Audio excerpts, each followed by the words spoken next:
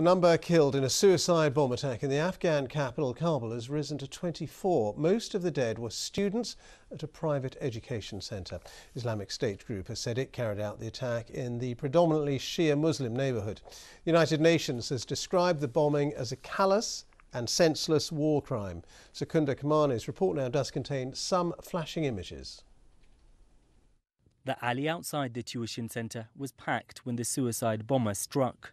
Fear, panic and shock amongst the students.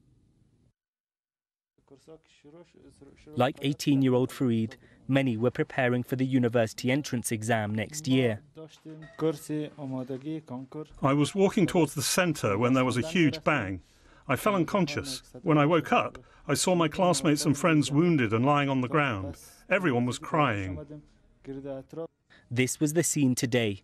The suicide bomber was approaching the entrance when he was challenged by a guard and blew himself up.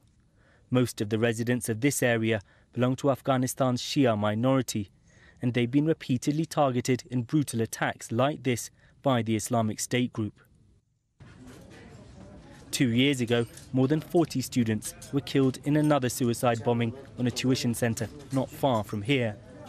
IS is much less powerful than the Taliban, but has carried out dozens of deadly attacks in recent years.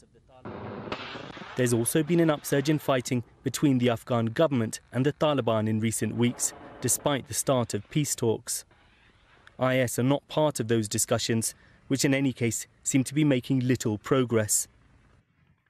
For now, whether it's through suicide attacks, roadside bombs, or being caught in the crossfire, ordinary Afghans are dying while simply trying to live their everyday lives.